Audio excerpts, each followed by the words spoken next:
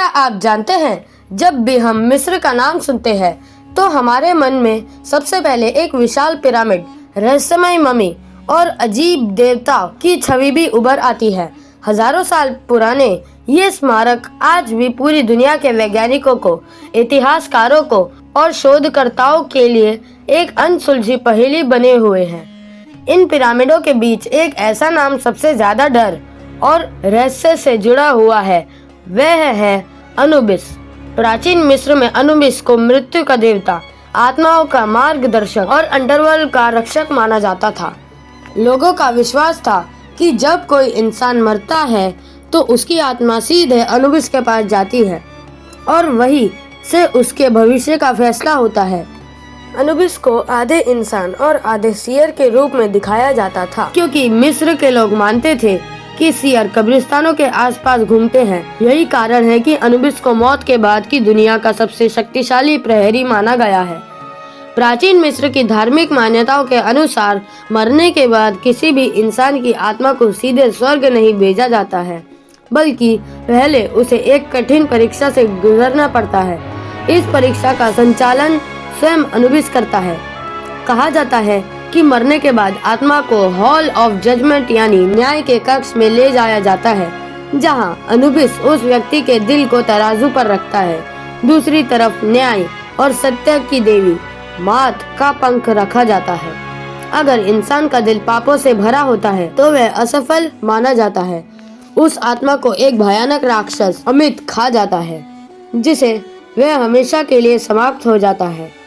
यानी ना पुनर्जन्म, ना स्वर्ग, ना मोक्ष, कुछ भी नहीं। यही कारण था कि मिस्र के लोग अपने जीवन में बहुत नैतिक बनने की कोशिश करते थे, ताकि मरने के बाद उनका दिल हल्का रहे और अनुबिस उन्हें माफ कर दे। लेकिन अनुबिस से जुड़ा सबसे बड़ा डार्क सीक्रेट ये है कि कुछ प्राचीन ग्रंथों और कथाओं में उल्लेख मिलता है कि वह हमेशा निष्पक्ष नहीं होता था। कुछ शक्तिशाली राजाओं, पुजारियों और विशेष लोगों के लिए नियम अलग थे। कहा जाता है कि जिन लोगों ने जीवन में मंदिरों को दान दिया, देवताओं की सेवा की और पिरामिड निर्माण में योगदान दिया, उनके लिए अनुबिस कभी कभी सख्त नियमों को नरम कर देता है। ऐसी आत्माओं को एक गुप्त लोक में भेज दिया जाता है, जहां वे सामान्य आत्माओं से अलग रखी जाती थी। कुछ विद्वान मानते हैं कि यही कारण है कि मिस्र के कुछ राजाओं की कब्रों में विशेष मंत्र और ताबीज रखे जाते थे, ताकि उनकी आत्मा को विशेष सुरक्षा मिल सके। अब अगर हम पिरामिडों की बातें करें तो आज भी ये सवाल बना हुआ है कि इतने विशाल पिरामिड आखिर बनाए कैसे गए। हजारों टन वजनी पत्थरों को बिना आधुनिक मशीनों के इतनी ऊंचाई तक कैसे पहुंचाया गया, ये आज भी एक रहस्य है। लेकिन मिस्र वासियों का मानना था कि पिरामिड सिर्फ कब्र नहीं थे, बल्कि आत्माओं के लिए एक आध्यात्मिक द्वार थे। माना जाता था कि पिरामिड के अंदर ऐसी ऊर्जा होती है जो आत्मा को दूसरी दुनिया तक पहुंचाने में मदद करती है। अनुबिस इस प्रक्रिया का मुख्य संरक्षक माना जाता था। हर पिरामिड में विशेष सुरंगें, कमरे और गुप्त मार्ग बनाए जाते थे, जिनका उद्देश्य सिर्फ शव को रखना नहीं, बल्कि आत्माओं को सही दिशा में भेजना था। कुछ शोधकर्ताओं का कहना है कि पिरामिडों के अंदर आज भी कई ऐसे गुप्त कैमरे हैं जिन तक इंसान अभी तक नहीं पहुंच पाया। आधुनिक स्कैनिंग तकनीक से पता चला है कि ग्रेट पिरामिड के अंदर कई खोखले हिस्से हैं जिनका कोई स्पष्ट उद्देश्य नहीं बताया गया। कुछ लोगों का मानना है कि इन जगहों पर प्राचीन मिस्र के गुप्त ग्रंथ, शक्तिशाली ताबीज और ऐसे रहस्य छुपे हुए हैं जिन्हें आम लोगों से दूर रखा गया है। ये भी कहा जाता है कि इन कमरों में अनुबिस से जुड़े विशेष अनुष्ठान किए जाते हैं, ताकि मृत राजा की आत्मा को अमरता मिल सके। पिरामिडों से जुड़ा है एक और डरावना रहस्य, कर्स ऑफ मम्मी यानी मम्मी का श्राप। जब भी किसी ने प्राचीन कब्रों को खोला तो उसके बाद उसके जीवन में अजीब घटनाएं होने लगी। कई लोगों की अचानक मौत हो गई, कई गंभीर बीमार हो गए और कुछ मानसिक रूप से अस्थिर हो गए। लोग मानते हैं ये अनुबिस का श्राप है जो उन लोगों पर पड़ता है जो मृतकों की शांति भंग करते हैं।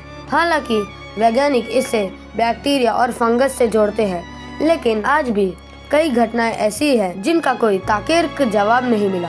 मम्मी बनाने की प्रक्रिया भी अनुबिस से गहराई से जुड़ी हुई है। प्राचीन मिस्र में शव को सुरक्षित रखने के लिए विशेष तकनीक अपनाई जाती थी। शरीर से अंग निकालकर उन्हें अलग जार में रखा जाता था, जिसे कैनोपिक जार्स कहा जाता था। दिल को अक्सर शरीर में ही छोड़ दिया जाता था, क्योंकि उसे आत्मा का केंद्र माना जाता है। पुजारी मम्मी बनाते समय विशेष मंत्र पढ़ते थे और अनुबिस से प्रार्थना करते थे कि वह आत्मा की रक्षा करे। माना जाता था कि अगर मम्मी सही तरीके से ना बने तो आत्मा भटकती रह जाएगी और अनुबिस उसे कभी स्वीकार नहीं करेगा। कुछ प्राचीन ग्रंथों में ये भी बताया गया है कि पिरामिडों के अंदर विशेष ध्वनि तरंगे और कंपन पैदा होते हैं। जब पुजारी मंत्र पढ़ते हैं तो वह आवाज पिरामिड की दीवारों से टकराकर एक अलग ही ऊर्जा पैदा करती है। कुछ लोगों का मानना है कि यही ऊर्जा आत्मा को दूसरी दुनिया तक पहुंचाने में मदद करती थी। अनुबिस को इस पूरी प्रक्रिया का नियंत्रक माना जाता है। बिना उसकी अनुमति कोई आत्मा आगे नहीं बढ़ सकती। आज भी कई पर्यटक बताते हैं कि जब वे पिरामिड के अंदर जाते हैं तो उन्हें अजीब सी ठंडक, भारीपन और डर महसूस होता है। कुछ लोगों को तो ऐसा लगता है जैसे कोई उन्हें देख रहा हो। कोई गार्ड मानते हैं कि यहाँ उन आत्माओं की उपस्थिति है जो अनुबिस के आदेश पर अभी भी अपने पिरामिड की रक्षा कर रहे हैं। हालांकि विज्ञान इसे मनोविज्ञान प्रभाव कहता है, लेकिन अनुभव करने वाले लोग इसे वास्तविक मानते हैं। अनुबिस और पिरामिड का रहस्य सिर्फ इतिहास तक सीमित नहीं है, बल्कि ये आज भी इंसान को सोचने पर मजबूर करता है। क्या मौत के बाद सच में कोई और दुनिया है? क्या सच में कोई ऐसा देवता है जो हमारे कर्मों का हिसाब रखता है? क्या पिरामिड केवल पत्थरों की इमारत है या किसी अदृश्य शक्ति का केंद्र? इन सवालों के जवाब शायद हमें कभी ना मिले, लेकिन इतना तय है कि मिस्र की यह रहस्यमय सभ्यता आज भी मानव इतिहास की सबसे अद्भुत पहेलियों में से एक है। अनुबिस सिर्फ मौत का देवता नहीं है, बल्कि वह जीवन और मृत्यु के बीच का सेतु था। वह डर का प्रतीक भी था और न्याय का भी।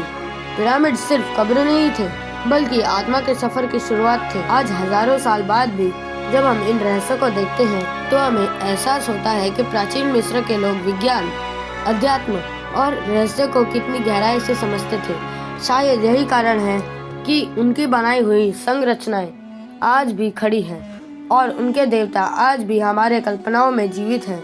और इसी रहस्य, ज्ञान और रोमांच के साथ अगर आपको ऐसे ही रोचक और गूढ़ विषयों पर वीडियो पसंद आते हैं तो जुड़े रहिए हमारे चैनल गजब फैक्ट्स के साथ, जहां हर कहानी आपको सोचने पर मजबूर कर देगी।